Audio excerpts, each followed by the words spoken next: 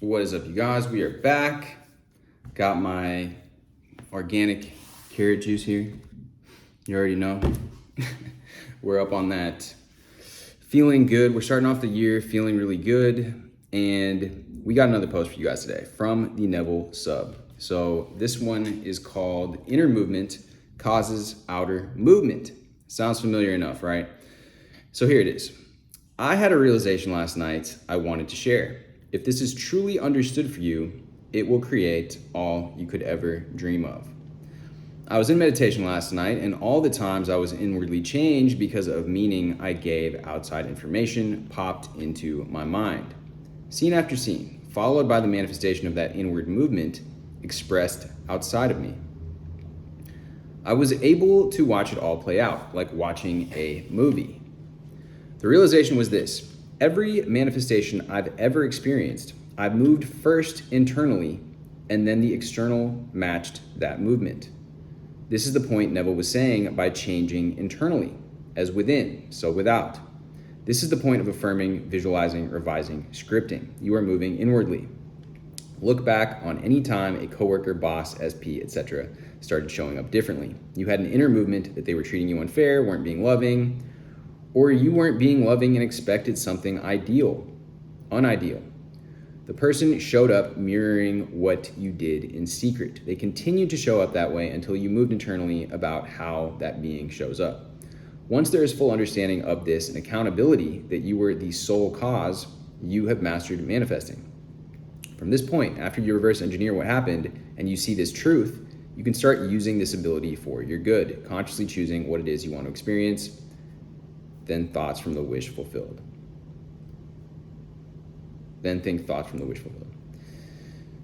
So, top comment on here. Yes, and once we understand this, it's literally the most exciting and most freeing thing ever.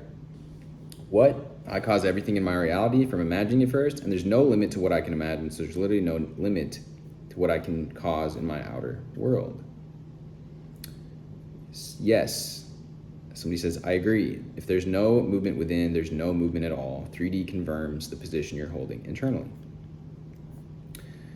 And I had a conversation with a good friend of mine the other day about this, using the mirror I have, actually it's back there, as an example. You know, you move your hand in the mirror and your hand moves immediately, or as on camera here, my hand is moving immediately almost when I move it. But reality, being more inert, takes time to move. And that is what is being examined with this post, or I guess discussed. And, you know, the inner and outer world. The inner and outer worlds are connected. Your inner world, the inner world of your thoughts, your awareness, is constantly affecting the outer world, right? But it goes both ways. The outer world is also constantly having an effect on your inner world. Now, that's where your spiritual power comes in hand. It comes into play, is how much are you allowing it to? If you're allowing it to completely hypnotize you, and then you're reacting to the outer world, you lose all your power, right? When you're able to exist in this outer world, but not accept the things that you don't like, not turn them into real hard signposts like, oh yeah, well, this is now true. Somebody called me stupid, so now that's true. You just ignore it, or you reject it, or you completely flip it on its head. Now you are influencing your reality. Now you are carrying with you that story that you are informing reality. Your vision of reality is what is informing reality, right? Not the opposite way around. So one thing that I wanted to discuss when it comes to this, and this is a very similar post to the last one that we discussed here, is that, you know, for this example, let's use the example of a boss and an employee. And I had some notes written here.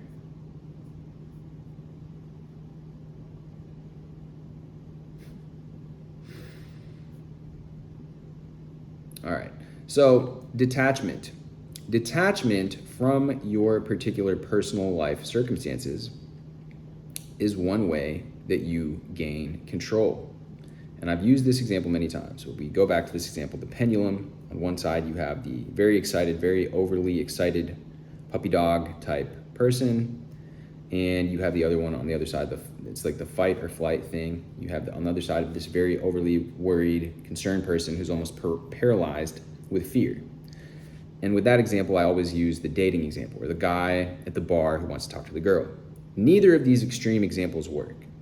It also works for the workplace too. Are you so like needing this job or needing this recognition or needing this promotion or whatever that you're just, it's funny actually. Let's use the example of Suits. Suits is a great show. I don't know if you guys have seen it or not. It's on Netflix.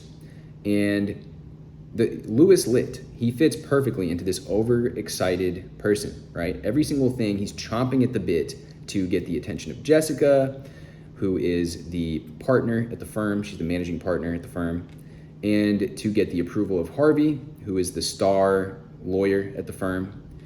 And all of this stuff. But it causes him to act in these ways where he's really just energetically repelling people from him. He's actually like pretty good at his job in certain instances, but the fact that he gets so emotional and the fact that he gets so excited is to his own detriment. Now, on the flip side of this, in the show, actually, I don't know if there's any example of the show of somebody who's too scared, but you have the person that, like the person that fails to act, right? The person that is just skirting their responsibilities at work because maybe they think it's beneath them. Maybe they think they deserve better. Maybe they want to get something for nothing. Maybe they don't even want to show up to work. Actually, you know what? Rachel is an interesting example of this because she's so low confidence, that she's constantly doubting herself, constantly saying she can't do it. She said she is the one that creates this narrative, right? She says, I'm terrible at taking tests. And then she's never able to pass the LSAT, right? And so on the show, she wants Mike to help her out. But then even with that scenario, it's wild to see. When you see it in somebody else's behavior, you can spot it for what it is. But a lot of the times we need that distance, we need that detachment to take a step away from our own circumstance and say, oh, wow, like this is going on with me too. Because in the show, Mike offers her to help her with her stuff. And there's a scene in there where she actually like blows up at him about it and makes him the bad guy when she is the one standing in her own way. And it's really interesting to do these breakdowns on these TV shows because, they're relatable. A lot of people have seen them. They're familiar. They're shows that we enjoy, stories that we enjoy watching. And if you observe them with this kind of, not a consumer mindset, but with this more active appreciation, like a creator mindset, what are you learning from this? What does this show have to offer, to teach us here? Because art reflects life reflects art. You can see that these dynamics are being played out in our own lives all the time, where you have those people that are overly fearful. They're not going to get the job. They're simply not going to get it. They're not ready for it. They're not ready to even accept it's a possibility. And you have the people that need it and want it so bad that they're also energetically pushing the job away because it's almost another way of telling the universe, telling everyone around them, look, I don't really deserve this. Otherwise I wouldn't be chomping at the bit so much. I wouldn't be frothing at the mouth over this if it was something that felt natural and normal to me. And so that's why I talk about too, like the feeling of naturalness, how to step into that feeling of naturalness and how to come at any situation from that feeling, from that baseline feeling that, yeah, this is just natural. I deserve this just as much as anybody else. And that comes with a healthy self-concept. It comes with removing limiting beliefs. That's why I have a book available for you guys to download for free. It's all about removing those limiting beliefs. I have a lot of resources for you guys. I have that video about robotic affirming. It's one of the most viewed videos on YouTube that I've seen that's covering specifically the topic of robotic affirming. Of course, videos by larger creators than myself probably have more views, but considering the size of my channel, there's a lot of people that have found that really useful and have written to me about it and have told me how I've actually been able to break it down in a way where now they finally get it. Because the key with it is that you have that detached approach. And when you watch the show Suits, you see Harvey, who is, like I said, is the star player in the show, and he has that detached approach. And every single time Mike, who is the other protagonist, he's the younger one, basically the grasshopper, the young grasshopper in the show, learning from the master, every time he messes up, it's because he gets emotional. He gets too emotionally involved. He gets reactive. He gets reacting to the things. He takes it too personally. He takes on, he allows the outer environment to affect him. And you see that in the show that Harvey does not. Harvey has decided to take control over his life and over himself, and therefore his reality, by being detached, being in that observer mode. You're able to see things with more clarity. And tying it back to this post, the inner movement causes outer movement. Well, one way that Harvey in the show is using inner movement is he's telling himself constantly that he's got this. He doesn't need to go around bragging the way that Louis Litt does. He doesn't get too hard or down on himself the way that Rachel Zane does or the way that Mike does. He doesn't take on all these feelings of guilt so much that they might take if they mess something up or if they make a mistake. He simply is solution oriented, and he says, okay, how are we going to fix this? And that's why even in the Mike, one of the popular lines is like, oh yeah, Harvey will fix it. Harvey's going to fix it. And everybody, including Jessica, who's the managing partner and actually Harvey's boss, consistently relies on Harvey and goes to him for advice because he is the one that holds it all together. Now, Jessica is also a pretty good example on the show of somebody who is centered, calm, and pretty unreactive as well. But in my opinion, Harvey on the show really takes the cake for his ability to govern his inner reality and his emotional states. And it's a key thing that we have to learn. If we want to be effective people, in this book that I discussed in the last video, The Courage to Be Disliked, Harvey has the courage to be disliked, and he's not afraid of people disliking him. And that's another thing that you need if you want to have integrity with yourself, if you want to be the best version of yourself, which is what this channel is all about, is you do the right thing because you know that it's the right thing. And you're doing it, and you want to create these win-win situations for people around you. You're not actively trying to be disliked by anybody, but you do have the ability to say no to people. You do have the ability to stand up for yourself, basically stick up for yourself, and do what you think is best. Do the best course of action that you think. And a lot of the times, that's what brings him ahead of his competition, is because he sticks with his own moral code. He sticks with his own code of ethics and does what he deems is appropriate and what he deems is right after evaluating all the options from this objective, more detached perspective. And there's a lot that we could discuss in this, but part of the philosophy that I've been talking about, this Adlerian philosophy on life in the book, The Courage to Be Disliked, is that all problems are interpersonal relationship problems.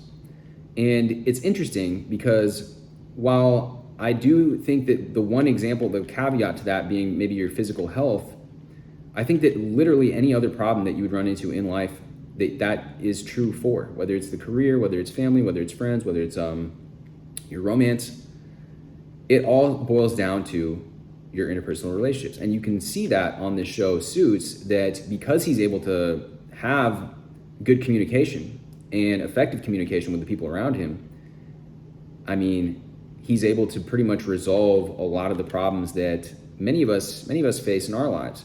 Whether it's problems at work, whether it is he's facing trouble, he's getting deposed and people are saying that he's committed fraud and whatnot. And he has to use his friends, he has to use Donna, he has to use his relationships with Mike, with Jessica, with everybody on the show to have his back and to know that he is that person that has integrity and he didn't knowingly commit fraud.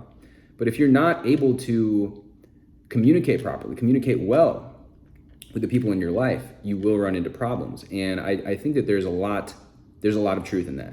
If you take a look around, whether you want to believe it or not, and if you want to come at this from a manifesting perspective, your inner movement causes outward movement.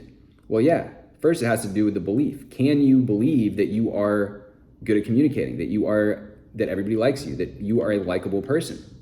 That is going to allow you to walk with life. If you have that basic fundamental belief and you get rid of any of those limiting ones surrounding that, you're going to be able to walk with life on your side rather than feeling like you're going into every situation kind of head on, trying to battle with people and with circumstances. Because let's face it, like any circumstance you want, whether it's romantic, whether it's career, whether you want to make a lot of money, well, these things only arise through relationships with people. They arise through having customers. They arise through having going on dates with your significant other. They arise through spending time with your kids, with your parents, whatever the case may be.